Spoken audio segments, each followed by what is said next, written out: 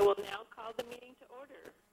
Please note the City Council and staff is teleconferencing for the very first time. We ask that you be patient with us as we move through this new meeting process.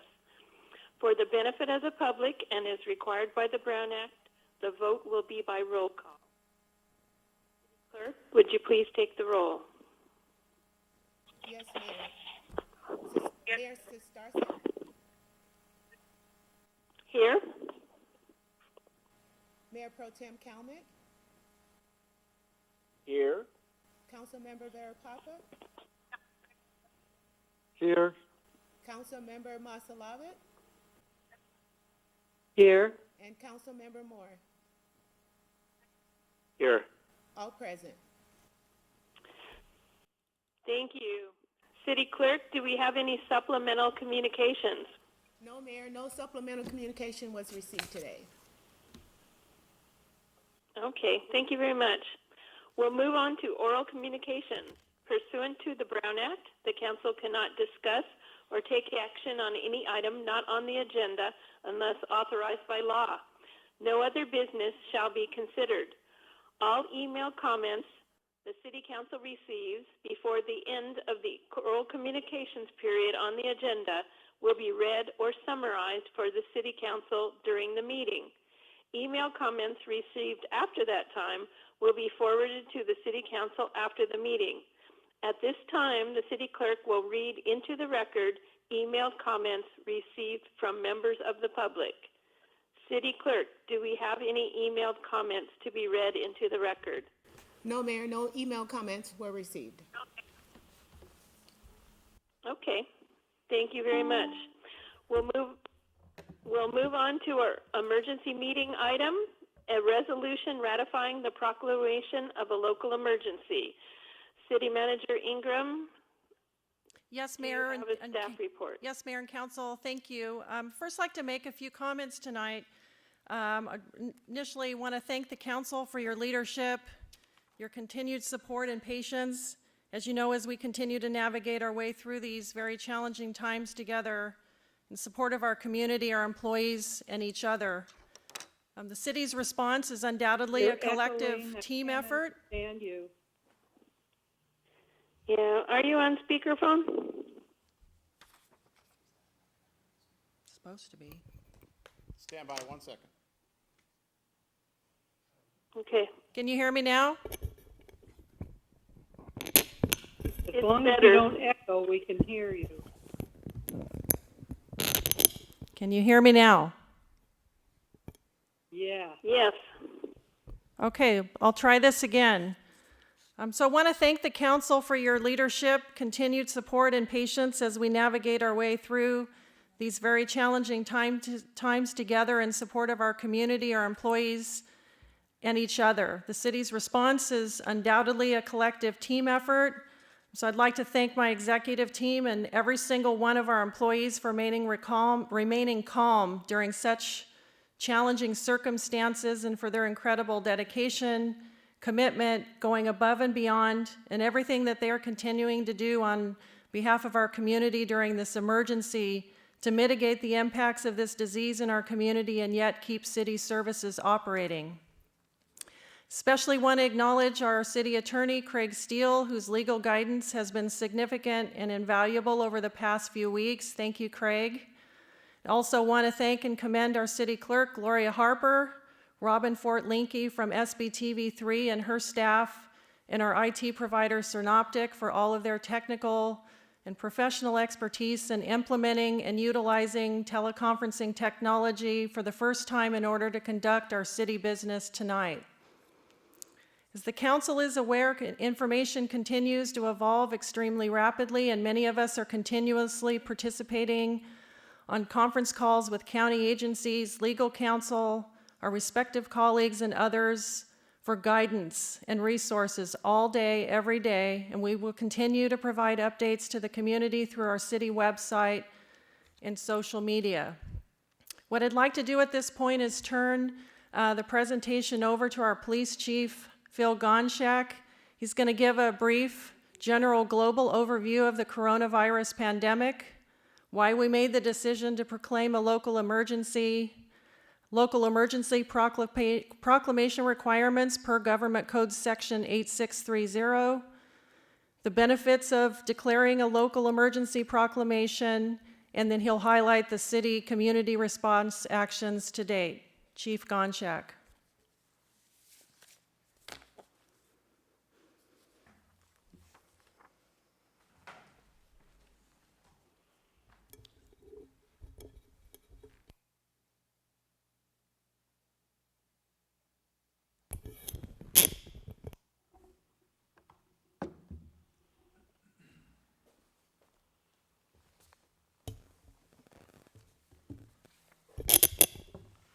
Good evening, Madam Mayor, City Council, City Manager Ingram, city staff, and others watching/listening in tonight. Unfortunately, I'm before you with news that has literally paralyzed our entire nation. The good news is your staff here in the city of Seal Beach thrives when faced with emergent times. We truly are a phenomenal and, even more importantly, an experienced team that has been working around the clock 24 hours a day to ensure that not only you and your constituents are safe, but that we are all practicing safety protocols, standing tall and ready to respond to any emergency we are faced with, up to and including even this national pandemic. Before I begin, I want you all to know the information I'm about to provide you with is based on a collaboration of open-sourced information. In no way, shape, or form am I the expert in this field, although I feel like one now. This is the most up-to-date information as of this afternoon at 4:00 p.m.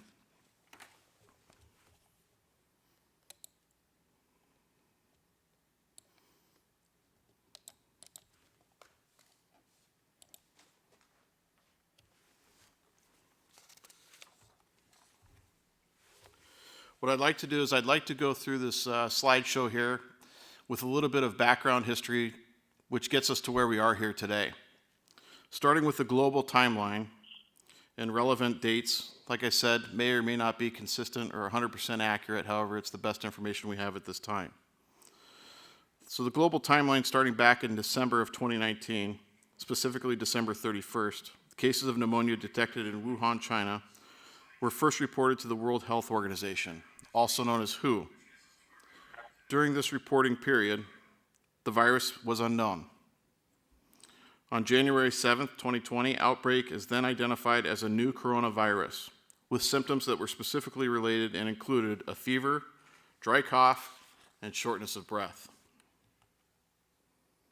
Moving on to January 11th, 2020, China announced the first death caused by the coronavirus, a 61-year-old man exposed to the virus at the seafood market in Wuhan. January 21st, the United States announced its first confirmed coronavirus case, a man in his 30s in Washington State.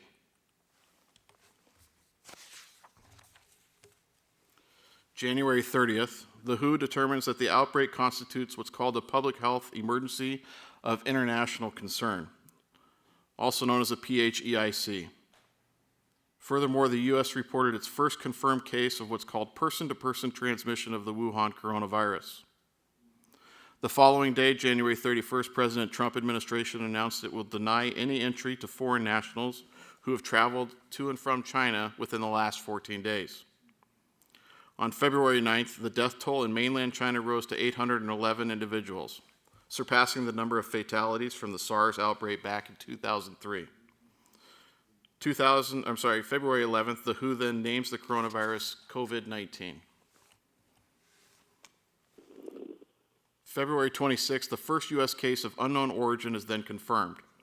The patient, who didn't have any relevant travel history nor exposure to any other known patient, is the first possible United States case of what's called community spread. Community spread is defined as means or multiple people have been infected with a contagious disease in an area where people are not sure how or where they became infected. On February 29th, a state health official announced that a patient infected with the novel coronavirus, or COVID-19, in Washington state had passed away. This in turn marked the first official coronavirus death in the United States.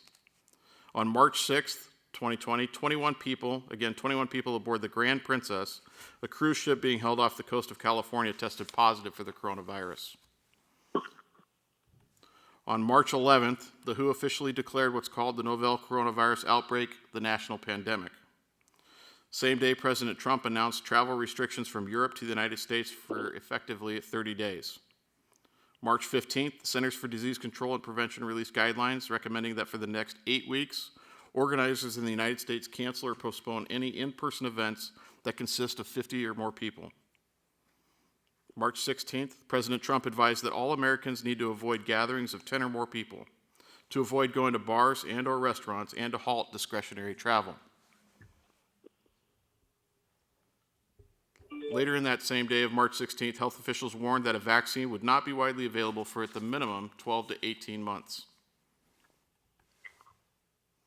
Moving on to just the United States and beginning with March 19th, 2020, according to Johns Hopkins University, there were currently, this afternoon, as previously mentioned, more than 242,000 confirmed cases and 9,843 deaths related to the coronavirus around the world. Just in the short time we've been here today, that number has now increased. Relative to the state of California, there's now 854 confirmed presumptive cases, third to New York's 3,063 and Washington's 1,119. As you can see before you, just here in the Southland of California, Los Angeles now has 231 confirmed cases with 2 deaths, Orange County, 53 cases, confirmed both and presumptive, Riverside County, 16 confirmed cases, 3 which died in Coachella Valley, San Bernardino, 5 cases, San Diego County, 80 presumptive cases, and Ventura County, 13.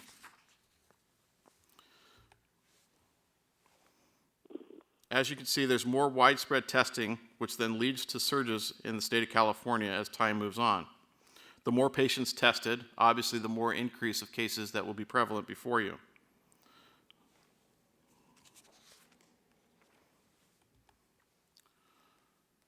As previously mentioned, in Los Angeles County, there's 231 cases with 2 deaths. Just in the city of Long Beach alone, there's 12 cases that are confirmed. On the bottom right-hand corner of the PowerPoint slide is Orange County specific. And although there are no specific cities detailed in this information, it is unknown if and or when that information will be revealed. As far as Orange County is concerned, there are 0 deaths. However, we are up to 53 total cases, 25 of which were previously travel-related, 7 person-to-person, 19 community-acquired, and 2 under investigation. I'll leave this slide up so that you can review some of the data relevant to genders and age groups.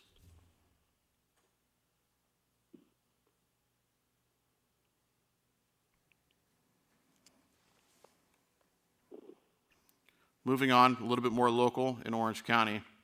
Several of our schools, K through 12, were all closed. A number of colleges were then put online, and no persons or students or faculty are allowed on campus. A number of government facilities are now only open for essential functions. Restaurants and bars, all of them are now closed and or take delivery or takeout issues currently. Several of recreation facilities, including gyms, movie theaters, and etc., have been closed. Groceries and essential retail establishments are still open, and gatherings are only to be preferred except individual households. Then brings us to our time now, which is why proclaim a local emergency specifically for the city of Seal Beach. Relative to our city, we have a high risk for COVID-19. Of the 24,119 Seal Beach residents based on the census of 2019, 9,479 of them, or approximately 40%, are over the age of 65 years old. This, along with the Leisure World retirement community, 3 nursing homes and chronic care facilities within the city, and our proximation to the city of Long Beach, where again, there's been 12 confirmed cases and another 130 cases being monitored, is why it is in the best interest of the city of Seal Beach for us to declare a local emergency. Moving on, 8 of 10 deaths reported in the U.S. have been in adults 65 years or older. Estimated percent requiring hospitalization, as you can read in the slide, is 31 to 70% of adults 85 years and older. A little bit smaller is 31 to 59% have been ages 65 to 84. An estimated percent requiring admission to intensive care unit is 6 to 29%, and it goes beyond as we move down. CDC considers the following groups high risk for complications due to influenza and COVID-19. any person aged 65 or older, any residents of nursing homes or chronic care facilities that house persons with chronic medical conditions, adults and children who have chronic disorders of the pulmonary or cardiovascular systems, including those have asthma confirmed. Women, additionally, who will be in the second or third trimester of pregnancy during the influenza season are also at risk, along with several other groups that may or may not be relevant to the city of Seal Beach.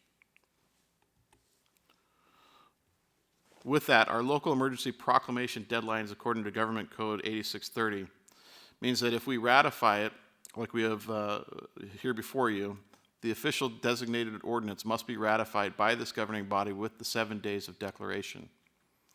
Additionally, it needs to be reviewed at least once every 30 days by the governing body until it is terminated. When will it need to be terminated is at the earliest possible date that the conditions warrant so, as Government Code Section 8630D advises. What are the benefits of this local emergency proclamation? Well, they stand before you on the slide here today.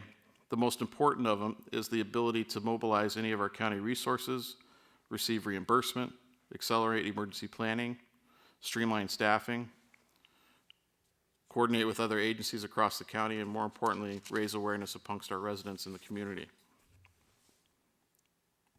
Additional benefits include it gives us the ability to act as necessary right now during the emergency situation. The County of Orange has already declared the state of emergency, which in theory covers City of Seal Beach for fiscal reimbursements and emergency fundings. However, the Orange County Declaration does not cover the City of Seal Beach for the superseding of internal processes or day-to-day operations, such as purchasing processes that would normally require RFPs for vendor selection or issues that would normally require meet and confer. This declaration then gives us the ability to act as necessary, again, right now during the emergency situation. Additionally, signing the declaration enacts the Disaster Service Worker Clause, which allows us to have employees perform duties outside the scope of their jobs as needed. As far as our response actions, what we've done is we decided to take the proclamation and declared a local emergency and signed it with City Manager Ingram on March 13th, 2020. Our Emergency Operations Center at the Seal Beach Police Department is activated with a duty officer on duty. City Hall, Seal Beach Police Department, Public Counter Services are all closed effective March 13th. A number of city facilities closed, including community centers, fields, pool, and gym. City classes were canceled through the end of March. All city events canceled through April, including Run Seal Beach. The car show is now postponed. The CERT Academy has been canceled, and the Citizens Academy is postponed as well. Los Alamitos Unified School District has been closed now and is at least in this formation for another 2 weeks. Moving with that, the City of Seal Beach has been ahead of this curve since the WHO declared the coronavirus first to be a pandemic on March 11th. The only other Orange County city to declare a local emergency before us was the city of Costa Mesa. Since March 14th, more than 27 other cities have declared a local emergency. As you can see, another set of response actions were taken there on the next slide, including specific relevance to parking, the continuity of operations plan that's been created, the COVID-19 response plan, and modified first responder schedules. Ahead of the Orange County Healthcare Agency and White House directives and in anticipation of St. Patrick's Day, the city manager was able to use the declaration to order local bars to close. However, those restaurants were still able to stay open for takeout food if provided. We talk about social distancing and what it really means. This is truly what it comes down to as a matter of math and numbers. If I can say anything of impact to the non-believers in our younger generations, this is not just about protecting yourself as much as it is about protecting those who cannot protect themselves. You and or anyone can still get affected. And on this slide, there's a number of different things about what it means to avoid, what other cautions you need to take as far as when you go to the grocery store, picking up medications, or playing tennis in a parking lot, things of that nature.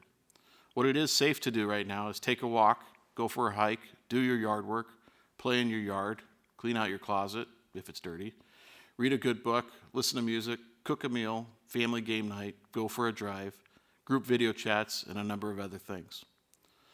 I thought the most profound video on the internet right now to describe exactly what it is to be socially distant, I'll play here before you.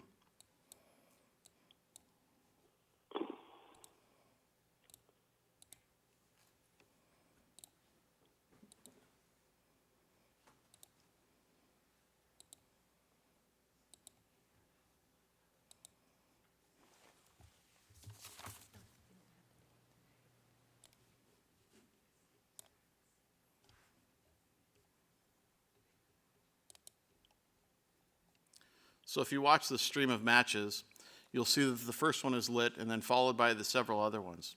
When we practice social distance, although these matches may not stop burning forever, they stop temporarily.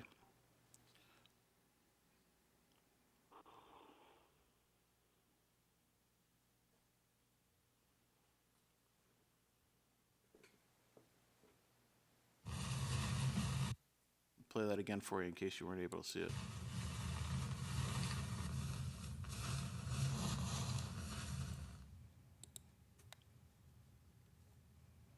I think you get the point.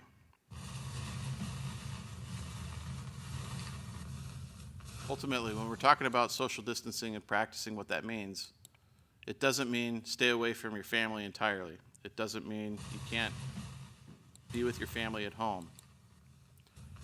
And it certainly doesn't mean that you can't go for a walk or call or text an elderly neighbor or text a friend.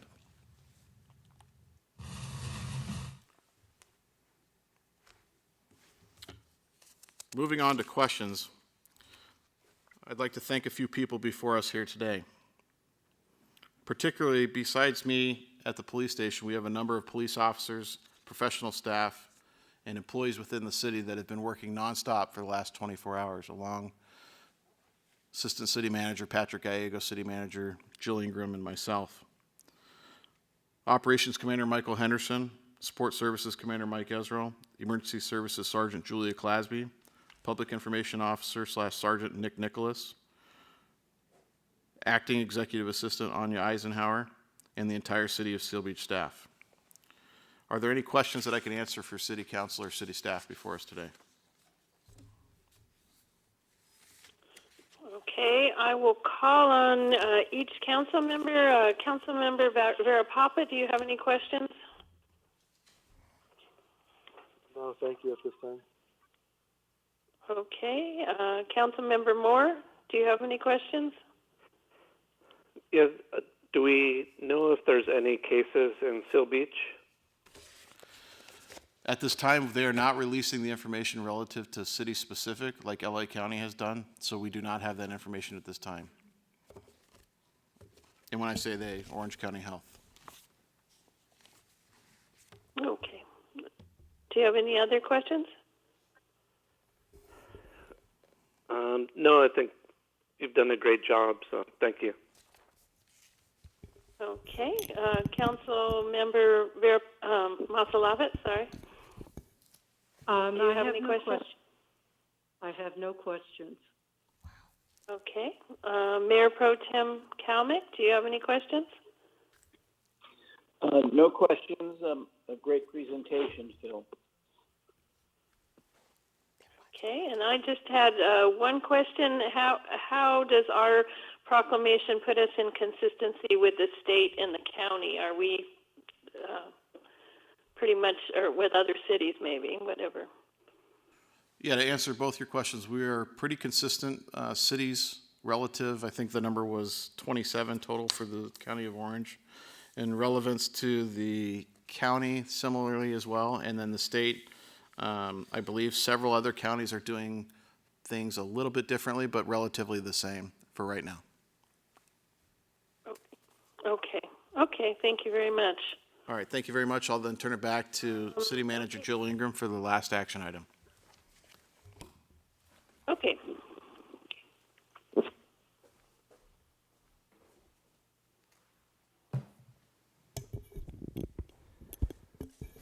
Okay, Mayor and Council, so the action before you tonight is adoption of Resolution 7013, a resolution of the Seal Beach City Council ratifying and supplementing the proclamation of a local emergency by the City Manager, Director of Emergency Services.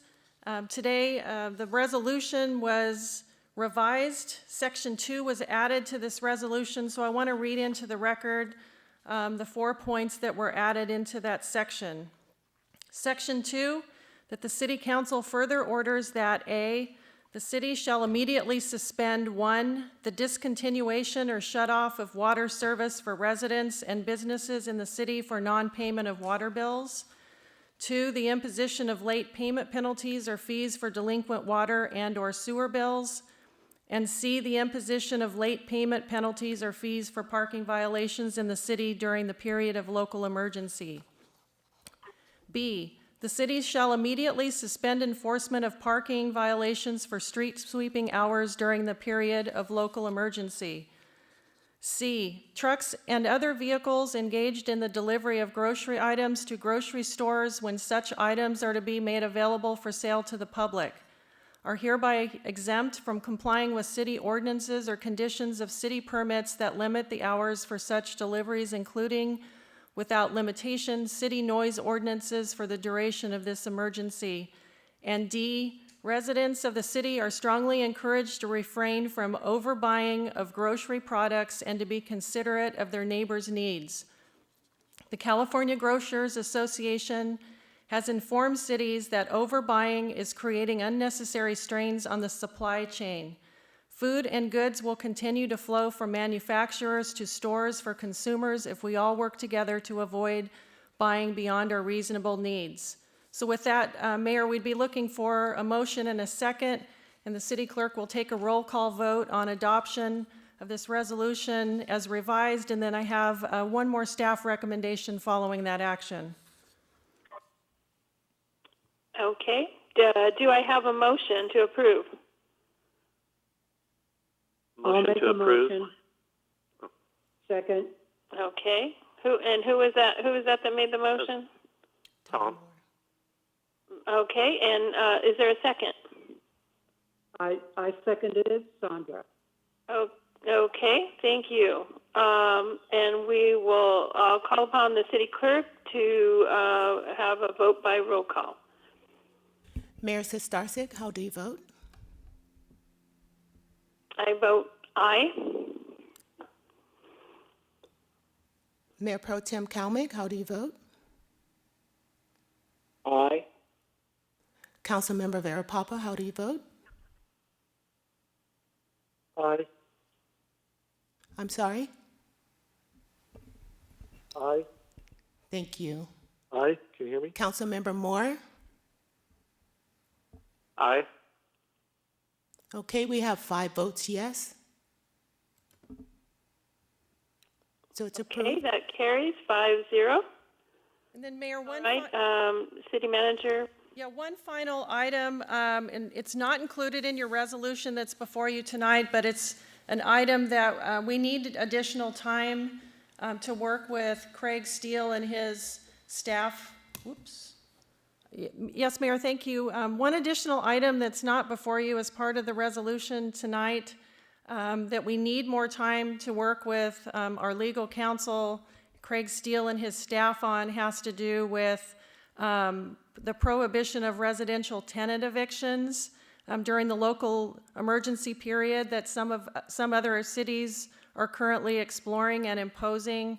So what I would ask while we have the council on the line is just your consensus to direct staff to research and come back with potential recommendations with regard to prohibition of residential tenant evictions during the local emergency period if tenants are able to show inability to pay rent due to circumstances related to the coronavirus pandemic. And that's really all the information we have tonight. As I said, we need additional time to research that before we can provide you with a recommendation. Okay. Do we have consensus, or do I have any comments or questions, or is there consensus? Consensus for me. Consensus for Okay. me. Okay. I would Anyone agree. else? Agree? I Okay. agree also. Concur, yes. Okay. It sounds like we have consensus then. We'll direct our city attorney to work on that.